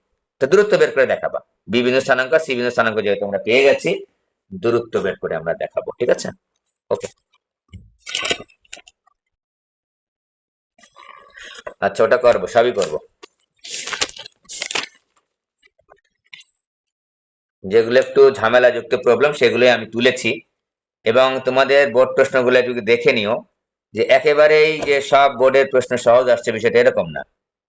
যে যে প্রশ্নগুলো করছি, ঢাকা বোর্ডের 23-এর প্রশ্নটা দেখলা, একটু কনসেপচুয়াল প্রশ্ন কিন্তু আসছে, একেবারে সহজ কিন্তু না। তুমি এখন করছো, তোমার কাছে সহজ মনে হচ্ছে, কারণ তুমি এখন 2-3 বার অলরেডি করে ফেলছো, 3-4 বার করে ফেলছো এই বোর্ডে এই প্রশ্নটা, যখন তোমার কাছে একেবারেই আননোন ছিল। কারণ এই ধরনের প্রশ্ন কিন্তু আগে পরীক্ষায় আসে নাই, তুমি আগে কোনো খুঁজেই পাবা না। তার মানে তোমাকে কনসেপচুয়াল প্রশ্ন আসলে তোমাকে কিন্তু ওইভাবে চিন্তা করতে হবে, ঠিক আছে? ওকে, উপবৃত্তে ঢাকা 23-এর প্রশ্ন আমরা দেখে নিই। উপবৃত্তের উপকেন্দ্র দেওয়া আছে, উৎকেন্দ্রিকতা দেওয়া আছে, প্রশ্ন নিয়ামক রেখা দেওয়া থাকলে উভয়ের সময়, এটা আর দেখাবো না বাবা, এটা সহজ, এটা সহজ। যে উপকেন্দ্র, উৎকেন্দ্রিকতা, নিয়ামক রেখা, এসপি ইজিক্যাল টু ইপিএম বসালেই হয়ে যাচ্ছে, এটা আর দেখাবো না, এটা ইউজ দেখানো হয়েছে। 2 নাম্বার দেখো তো, অধিবৃত্তের উৎকেন্দ্রিকতা হচ্ছে √3 এবং উপকেন্দ্র দ্বয়ের মধ্যবর্তী দূরত্ব হচ্ছে 18, এটাও সহজ। এটা কিন্তু সহজ আসছে আবার ঢাকা বোর্ড থেকে, একটা একটু কঠিন আসছে কনসেপ্টের, এটা কিন্তু সহজ দিয়েছে। এই জন্য কিন্তু আমরা গতিবিদ্যা স্থিতিবিদ্যা দুটাই করেছি, গতিবিদ্যা দুটো স্থিতিবিদ্যা দুটাই করেছি, কিন্তু এটার অপশন কিন্তু ওইটা। তো অপশনটা আমরা যেন এটাকে যদি কঠিন মনে হয় ওখান থেকে যেন অ্যান্সার করতে পারি, যাদের সামর্থ্য আছে তারা গতিবিদ্যা অথবা স্থিতিবিদ্যার উপর প্রিপারেশন নেব আমরা। গতিবিদ্যা কম্পারেটিভলি সহজ, গতিবিদ্যা কম্পারেটিভলি সহজ স্থিতিবিদ্যার তুলনায়। এখন খেয়াল করো যে √3 উৎকেন্দ্রিকতা অধিবৃত্তের, উপকেন্দ্র দ্বয়ের মধ্যবর্তী দূরত্ব। প্রশ্ন হচ্ছে গত ক্লাসে অধিবৃত্তে যখন আমি ক্লাস নিয়েছি তখন বলেছি যে যখন আমাদের এরকম কোনো কিছু উল্লেখ থাকবে না, কথায় লেখা আছে, কি ধরে নিব আমরা? অবশ্যই বাই ডিফল্ট আমরা ধরে নিব যে এই অধিবৃত্তটা, এই উপবৃত্তটা, এই পরাবৃত্তটা এক্স অক্ষের উপর অবস্থিত, ঠিক আছে? এক্স অক্ষের উপর অবস্থিত। উপকেন্দ্র দ্বয়ের মধ্যবর্তী দূরত্ব দেওয়া আছে 2AE = 18, আর উৎকেন্দ্রিকতা ই যেগুলো দেওয়া আছে √3। না পারার তো কোনো কারণই নেই, ভেরি সিম্পল, একেবারে সিম্পল, এটা করাইছি আমি। এ = 18 বা ই এর মানটা বসায় দাও, ই এর মান হচ্ছে √3 = 18, ঠিক আছে? তাহলে এ = 18 ভাগ √3, এখান থেকে আমি স্কোয়ারটা বের করে নিব, স্কোয়ারটা বের করে নিব। তারপর স্কোয়ার = 1 প্লাস, কিন্তু অধিবৃত্ত বি স্কোয়ার ভাগ এ স্কোয়ার, এটা কিন্তু মনে থাকার কথা। এক্স অক্ষ আগে, মানে বড় অক্ষ হচ্ছে এক্স অক্ষের উপরে, আর অক্ষ, বড় অক্ষ না, আর অক্ষ, আর অক্ষটা হচ্ছে এক্স অক্ষের উপরে অবস্থিত, ঠিক আছে? এক্স অক্ষ বরাবর দূরত্ব কত? এই যে দূরত্ব এ স্কোয়ার দিয়ে, এখান থেকে স্কোয়ারের মান আমার জানা, বি স্কোয়ারের মানটা আমি বের করে নেবো, স্কোয়ারের মানটা এখান থেকে বের করে পাচ্ছি আমরা, তাই না? এটা কত হবে রে? 18 18 কত হয়? 18 গুণ 18, আর এখানে 3, 6, 6 8 48 8, আর 6 কে 6, 108। স্কোয়ারের মান 108, স্কোয়ারের মান এখানে বসালে আমি বি স্কোয়ারের মান পেয়ে যাব, তাহলে এখানে বসালে আমাদের অধিবৃত্তের সমীকরণটা হয়ে যাবে। ঢাকা 23-এর এই প্রশ্নটা খুবই সহজ, ঠিক আছে? আচ্ছা, এখানে অধিবৃত্তের বৃহৎ অক্ষের দৈর্ঘ্য চাইছে ক নম্বরে, ভেরি সিম্পল, 2a হবে, যেহেতু এক্স স্কোয়ারের নিচে এ স্কোয়ারটা বড় আছে। ওকে, তাহলে ঢাকা 23 শেষ হয়ে গেল। এবার দেখো রাজশাহী 23 কঠিনটা, গাইডে বিভিন্ন ভাবে করা আছে, বিভিন্ন গাইডে তুমি বিভিন্ন ভাবে করতে পারো, হ্যাঁ, তুমি তোমার মন মতো করতে পারো। ওকে, এটা দেখো ভালো করে। এবার একটা কণিকের ইকুয়েশন দেওয়া আছে, এই উপকেন্দ্রিক লম্ব বিষয়ক সমস্যাগুলা ভালোভাবে বাসায় প্র্যাকটিস করবা। এখানে কিন্তু হাতে হাতে আমি লিখতেছি, আমার প্র্যাকটিস হচ্ছে, তোমার কিন্তু প্র্যাকটিস হচ্ছে না, তোমার কিন্তু বাসায় বসে বসে করতে হবে, হাতে হাতে লিখে লিখে। দেখো পরীক্ষায় কিন্তু আসছে, এখানেও কিন্তু আসছে, বিভিন্ন বোর্ডে কিন্তু উপকেন্দ্রিক লম্বের প্রান্ত বিন্দুদ্বয়ের স্থানাঙ্ক আসছে। যেহেতু আমাদের টার্গেট হচ্ছে কণিককে ঘিরে, এখান থেকে আমরা 2টা প্রশ্নের সিকিউ অ্যান্সার করতে চাচ্ছি, এবং এমন কোনো কঠিন প্রশ্ন না যে তুমি অ্যান্সার করতে পারবা না, এরকম কোনো প্রশ্ন কিন্তু পরীক্ষায় আসবে না। এগুলো কনসেপচুয়াল এবং থিওরির মধ্যেকারী প্রশ্ন, বাইরের কোনো প্রশ্ন না কিন্তু, ঠিক আছে? যে না বাইরের কোনো প্রশ্ন। একটা কণিকের সমীকরণ দেওয়া আছে, সেই কণিকের সমীকরণ থেকে আমরা উপকেন্দ্রিক লম্বের প্রান্ত বিন্দুদ্বয়ের স্থানাঙ্ক বের করতে চাচ্ছি। আগে ছিল প্রান্ত বিন্দুদ্বয়ের স্থানাঙ্ক দেওয়া ছিল, আমরা কণিকের ইকুয়েশনটা করে আসছি, কণিকের সমীকরণ বের করে আসছি। এবার আমাদের কণিকের সমীকরণটাই দেওয়া আছে, আমরা প্রান্ত বিন্দু দ্বয়ের স্থানাঙ্ক বের করব উপকেন্দ্রিক লম্বের। খেয়াল করো, আগে আমি লিখে নিচ্ছি। আমি প্রথমে 2 নাম্বারটা করছি। ক নাম্বারটা সহজ? কোণটির উপকেন্দ্র নির্ণয় করো। বুঝতেই পারছো এটা অধিবৃত্ত, উপকেন্দ্র নির্ণয় করতে বলেছে। 3x², আমি যেভাবে করাচ্ছি সেভাবে করবা, তাহলে তোমাদের সুবিধা হবে। ঠিক আছে, নতুন নিয়মের মধ্যে যাব না আমরা, তোমাদের গাইডে নতুন নিয়মে করে দেওয়া আছে। নতুন বলতে অন্য টাইপে করে দেওয়া, ওটাও একই সবই জিনিসপত্র বামে ডানে ঘুরাইলে একই জিনিসই হয়। ঠিক আছে, যাই হোক, এটা আমাদের আগে প্রথমে সাজায় নিব আমরা। উপকেন্দ্রিক লম্বের সমীকরণ, উপকেন্দ্রিক লম্বের প্রান্ত বিন্দুর স্থানাঙ্ক বের করার জন্য আমাকে অবশ্যই এর মানটা জানতে হবে। এর মানটা জানতে হবে। ঠিক আছে, তাহলে এর মানটা আগে বের করে নেওয়ার জন্য আমরা এটাকে সাজাবো।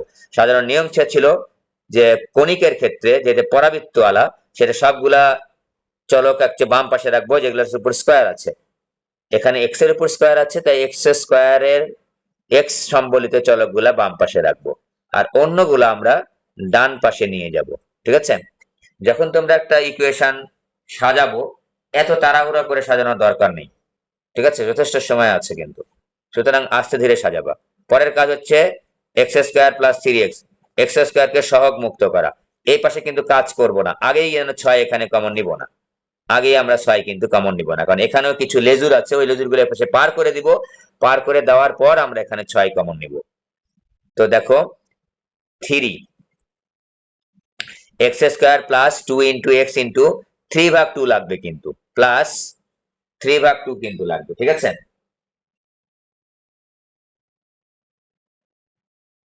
3/2 লাগবে কিন্তু, প্লাস 3/2 হোল স্কয়ার। দেখো, লেজুর তো লেজুর না, আবার হাফ টাপ দিয়ে অবস্থা খারাপ করে দিছে কিন্তু। এই জন্য বারবার তোমাদের বলি, ক্যালকুলেশনে অনেক স্ট্রং হতে হবে, বিশেষ করে যোগ বিয়োগ গুণ ভাগে ভুল হওয়া যাবে না, একেবারেই ভুল হওয়া যাবে না। 3 * x + 3/2 হোল স্কয়ার। এখানে কত বেশি লিখছিলাম দেখো তো দেখি, 3 × 3 = 9/4, আর তার সঙ্গে 3 গুণ আছে, 9/4 × 3, 3 নং 27/4 বেশি লিখছি, 27/4 বেশি লিখছি, ইজিক্যাল টু 6y + 4 * 32 আর 27 কত হয়? 59। 59/4। দেখো, সংখ্যাগুলা কিন্তু একেবারে সহজ না, একটু উল্টাপাল্টা উল্টাপাল্টা সংখ্যাওয়ালা প্রশ্ন কিন্তু পরীক্ষায় আসে, তোমরা জানো অলরেডি। সুতরাং আহ ভরকে যাওয়ার কিছু নেই যে না এটা কি ভুল হচ্ছে নাকি সঠিক হচ্ছে, এরকম কোনো কিছু ভাবার দরকার নেই। তোমার যদি মনে হয় যে না আমার ভুল হচ্ছে কিনা, তুমি আরো একবার চোখ বুলিয়ে দিবা লাইন বাই লাইন সুন্দরভাবে প্রথমের দিকেই, যে আসলে আমার ক্যালকুলেশনে কোথাও যোগ বিয়োগ গুণ ভাগে ভুল হলো কিনা। ঠিক আছে, পরীক্ষা একেবারে সন্নিকটে তোমাদের, এই জন্য এই কথাগুলো তোমরা জানো, তারপরেও আবারও বলতে হয় আমাকে। আচ্ছা, এইবার x + 3/2 whole square is equal to, এখন আমি 6টা কমন নিয়ে নেব, y এর সহগটাকে মুক্ত করব। তো 6 যদি কমন হয় 6 নিচে চলে আসবে, তাহলে 59/24 লিখে ফেললাম। এরপর 3টা পাশে পার করে দিব আমরা। ঠিক আছে, 3 আমি পাশে পার করে দিচ্ছি। 3টা যদি পার করে দিই, তাহলে x + 3/2 whole square is equal to 6/3 পার করে দিলাম, y প্লাস 59/24, এটা গেল আমাদের হচ্ছে। আরো একটু সাজাবো আমরা, x + 3/2 whole square is equal to 2 * y plus 59/24, x + 3/2 is equal to 4 * half y plus 59/24। ঠিক আছে, তাহলে এখন অতএব a পেলাম আমরা হচ্ছে হাফ।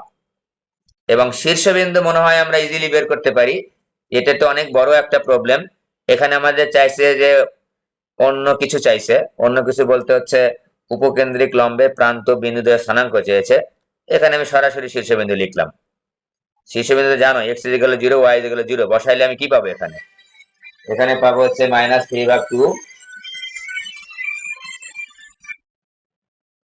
-3/2 পাবো, আর -59/24 পাবো। দেখো, খুবই ঝামেলাযুক্ত সংখ্যাগুলা।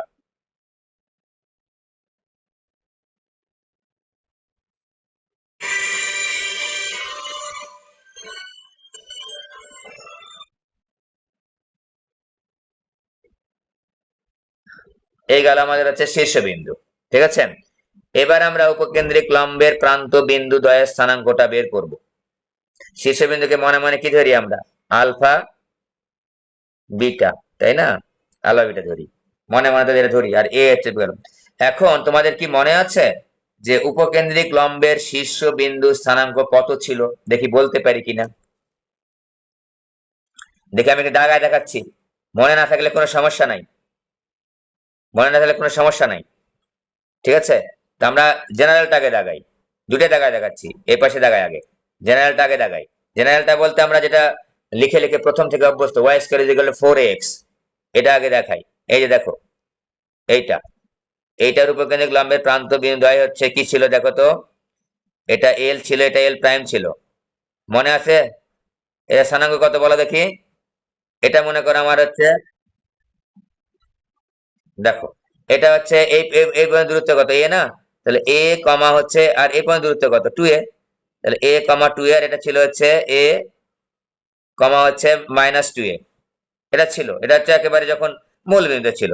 তাহলে এ কমা 2a আর এ কমা -2a, ভালো কথা।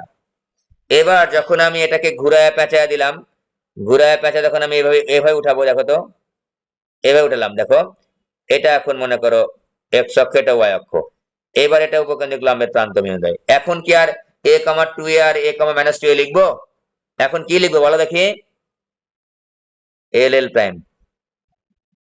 আগে আগে লিখতে হবে হচ্ছে 2a, কারণ এইটুকা দৈর্ঘ্য হচ্ছে 2a, দেখো খেয়াল করো, এইটুকা হচ্ছে 2a, এইটুকা হচ্ছে 2a, তার মানে এই লম্বের দৈর্ঘ্য টোটাল মিলে 4a না?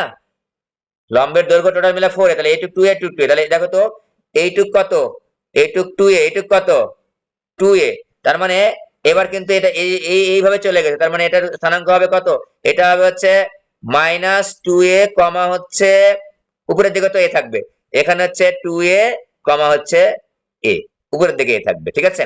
তার মানে আমার স্থানাঙ্ক এক্ষেত্রে হবে হচ্ছে +-2a কমা হচ্ছে এ, আর এক্ষেত্রে একবার যদি লিখি এ কমা +-2a।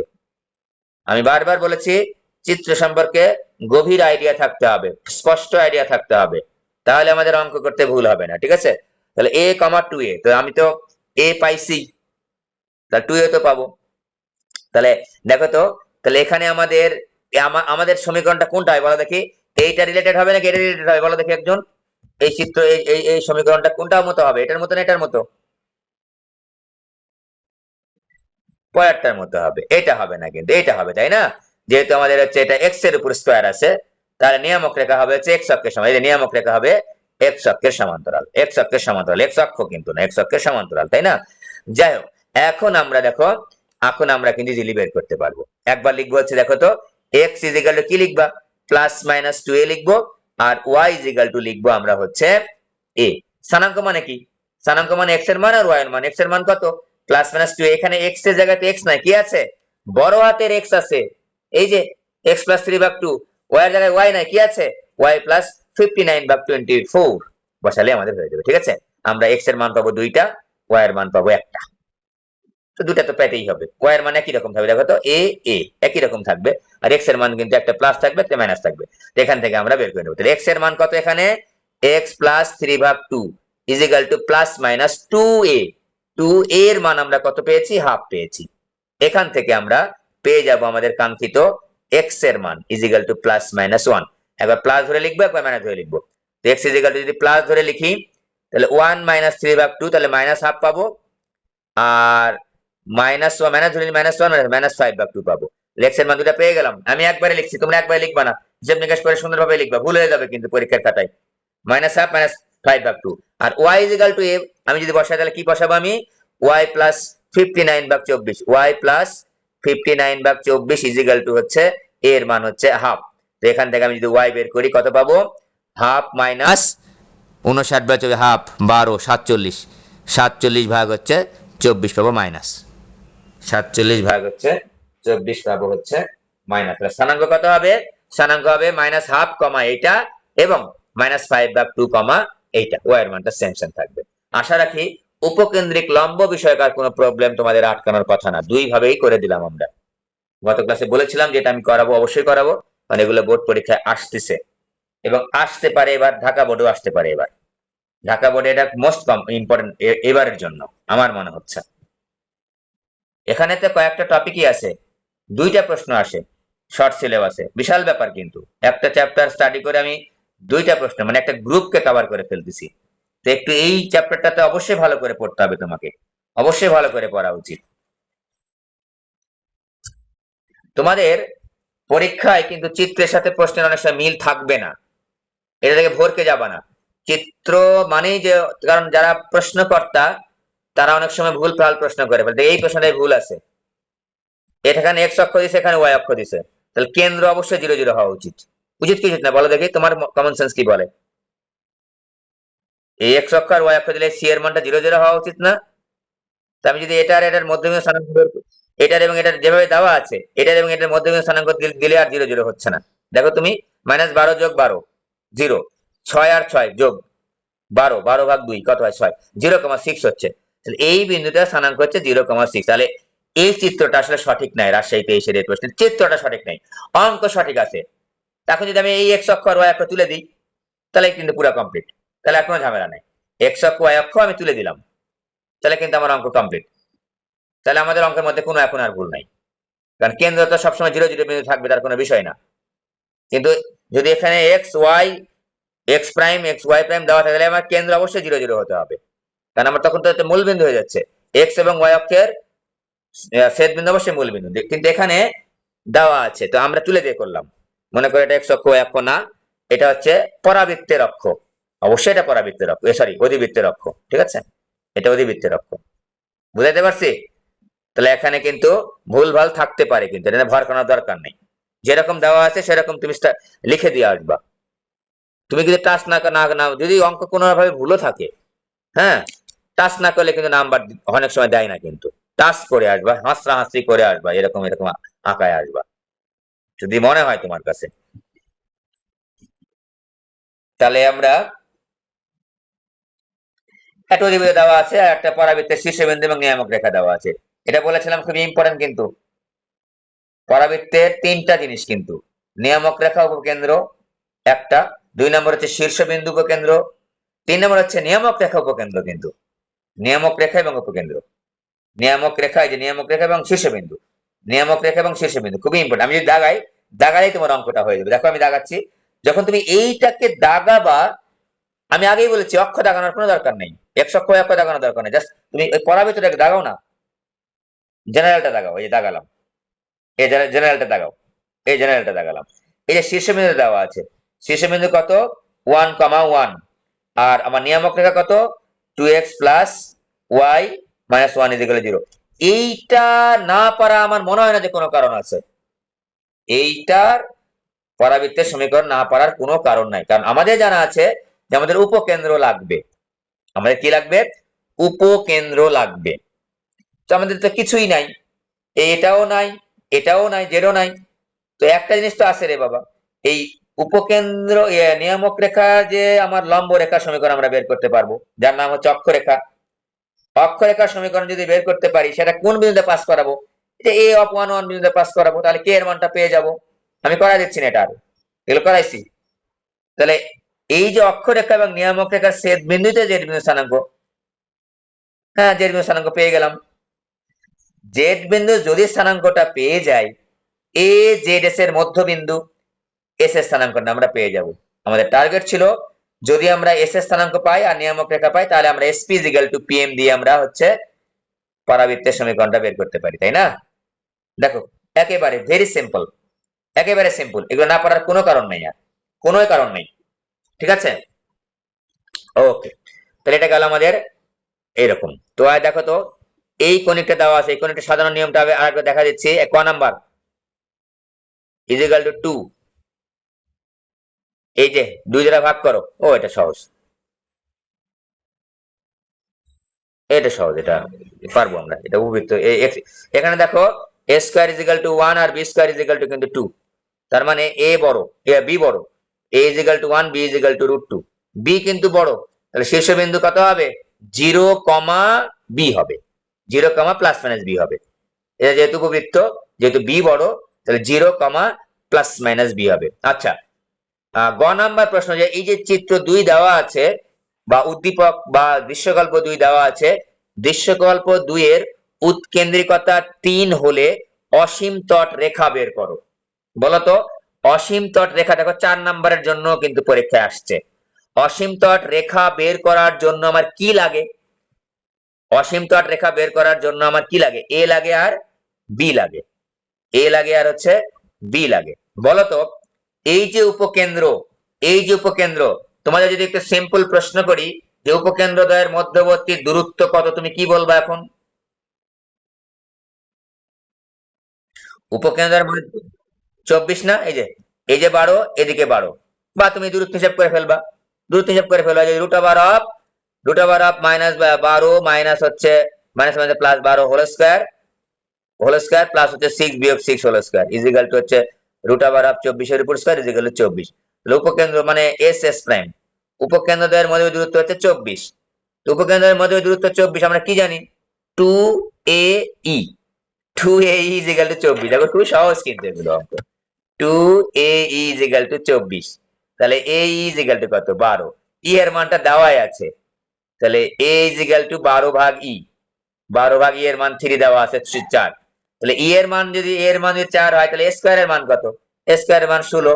স্কয়ার এর মান যদি 16 হয়, ই স্কয়ার ইজিক্যাল টু কত? 1 প্লাস, দেখো তো এই এই অধিবৃত্তটা কোন অক্ষের উপর অবস্থিত? আর অক্ষটা হচ্ছে এক্স অক্ষের উপর অবস্থিত। তার মানে এক্স অক্ষের উপর অবস্থিত কি হবে? বি স্কয়ার ভাগ এক্স অক্ষের উপর অবস্থিত, মানে আর অক্ষ এ স্কয়ার।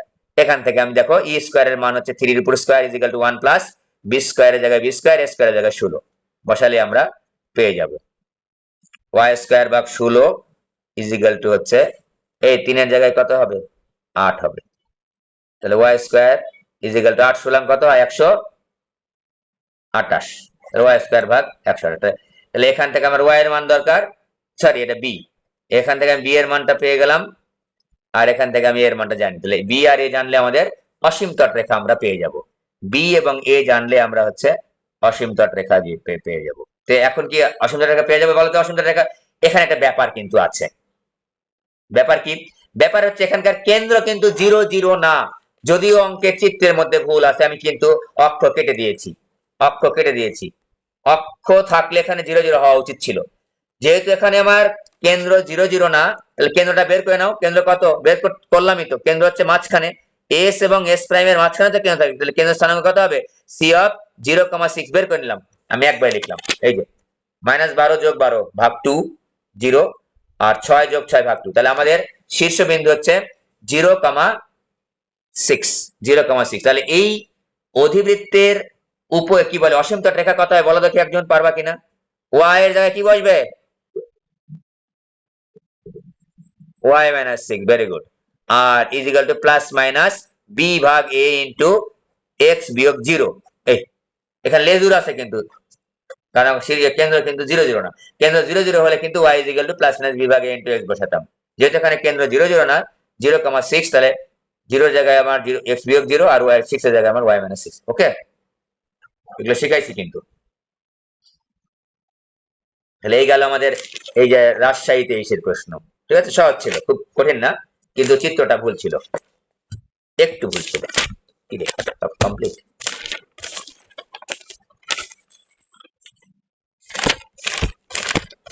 হ্যাঁ, অনেকগুলো করানো হয়েছে। আচ্ছা, আর একটা একটু দেখাবো তোমাদের, আমি একটু দাগায় নিছি, অঙ্কটা তোলা হয়নি। আর একটা জিনিস একটু দেখাবো। আহ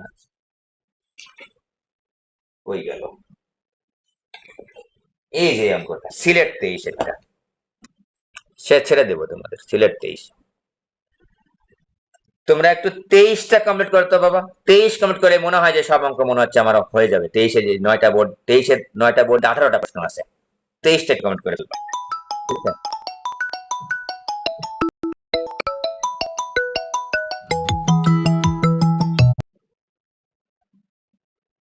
23টা একটু দেখো, সিলেট 23। দেখো এইরকম একটা প্রশ্ন আছে, আমার মনে হয় যে পারার কথা। এই যে এখানে একটা উপকেন্দ্রিক লম্ব দাগানো আছে, এটা এস। ঠিক আছে, এই উপকেন্দ্রিক লম্বের এই যে প্রান্ত বিন্দুদের স্থানাঙ্কটা দেওয়া আছে 3/2,4। বুঝতেই পারছো উপকেন্দ্রিক লম্বের প্রান্ত বিন্দু দ্বয়ের অঙ্কগুলা কিন্তু কতটা ইম্পর্টেন্ট। এগুলো কিন্তু সবগুলা 23-এর প্রশ্ন সলভ করে কিন্তু এতগুলা প্রশ্ন আমি কিন্তু পেয়ে গেছি। ঠিক আছে, তো তো এটা 23। উপকেন্দ্রের দৃশ্যকল্প 1-এর উপবৃত্তটার উপ উৎকেন্দ্রিকতা দেওয়া আছে 1/3। এটা এর মানটা দেওয়া আছে। আমাদের এখন সমীকরণটা বের করতে হয়। পারবো কি পারবো না দেখি, বলতে পারি কিনা। এটা কি এটা নিয়ামক রেখা কোথায় হবে? এই যে এদিকে নিয়ামক রেখা হবে। অনুরূপ নিয়ামক রেখা লাগবে কিন্তু, তাই না? এটা এখন উপবৃত্তের সমীকরণটা নির্ণয় করতে হবে। এটা নিয়ামক রেখা এম জেড এম প্রাইম। বলো তো এখন উপকেন্দ্রের স্থানাঙ্ক বের করা কিন্তু সহজ, কারণ আমার এল এবং এল প্রাইমের মাঝখানেই তো উপকেন্দ্র থাকে। তাহলে এর এস এর স্থানাঙ্ক বের করা সহজ। 3/2 যোগ 3/2 ভাগ 2 মানে 3/2 থাকবে, ঠিক আছে। আর 4 বিয়োগ 4 ভাগ হচ্ছে 2, তাহলে 0 থাকলো। তার মানে বুঝতে পারতেছি এটা হচ্ছে এক্স অক্ষ। আসলে দরকার নেই আমার এক্স অক্ষ হইলেই কি না হইলেই সমস্যা নেই। তো এখন ঠিক ঠিক আছে, তাহলে উপকেন্দ্র স্থানাঙ্ক আমরা পেয়ে গেছি যে 3/2 কমা 0, এটা হচ্ছে আমাদের উপকেন্দ্র স্থানাঙ্ক। উপকেন্দ্র কিন্তু পেয়ে গেছে। আর কি লাগবে এখন বলো দেখি? ই দেওয়া আছে, আর কি লাগবে? পিএম লাগবে না?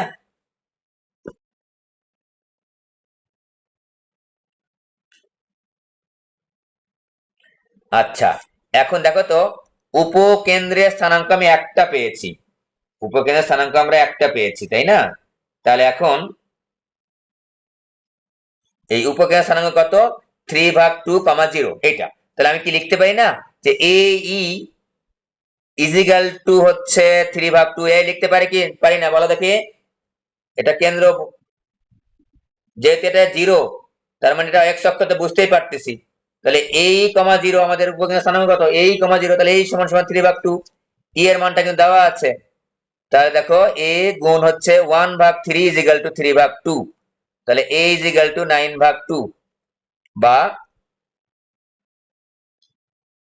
এ স্কয়ার ইজিক্যাল টু 81/4। তা এখন তো পারবোই নাকি, পারবো না? এর মান দেওয়া আছে হচ্ছে 1/3, বি স্কয়ার লাগবে আমাদের। তাহলে স্কয়ার ইজিক্যাল টু 1/9, স্কয়ার মানে হচ্ছে 1 প্লাস বি স্কয়ার ভাগ a square, sorry minus, is equal to 1/9। A স্কয়ারের মান দেওয়া আছে, বি স্কয়ারের মান কম, ঠিক আছে। তো আমরা একটা জিনিস খেয়াল করে দেখো যে উপবৃত্তের ক্ষেত্রে কিন্তু সহজ। এই উপকেন্দ্রিক লম্বের প্রান্ত বিন্দুদের স্থানাঙ্ক টানাঙ্ক যদি দেওয়া থাকে এটা কিন্তু সহজ। কিন্তু এই পরাবৃত্তেরটাই কিন্তু একটু ঝামেলা বেশি। তাহলে এটা কিন্তু ইজিলি আমরা পেরে গেলাম, এটা কিন্তু ইজিলি আমরা পেরে গেলাম, খুবই সহজ ছিল, ঠিক আছে। এটা গেল হচ্ছে। ওকে, তো আজকে এই পর্যন্তই থাকবে। তোমাদের কাজ হবে শুধু 23টা কমপ্লিট করো। বোর্ডের বোর্ডের বাইরে মনে হয় না যে আর দেখার দরকার আছে আপাতত, কারণ বিভিন্ন টাইপের প্রশ্ন কিন্তু আসে কিন্তু এই বোর্ডের মধ্যে। 18টা প্রশ্ন তুমি পাবা মিনিমাম, 9টা বোর্ডের। 22 আর 23 করে ফেলবা, 23টা আগে কমপ্লিট করবা। 23টার মধ্যে ভ্যারাইটিস প্রশ্ন আছে, দেখলাই তো আমি শুধু 23 নিয়ে কিন্তু আজকে ক্লাসটা নিলাম। অনেক টাইপের কিন্তু প্রশ্ন আছে, ঠিক আছে। ওকে, আজকে এই পর্যন্তই। বাই।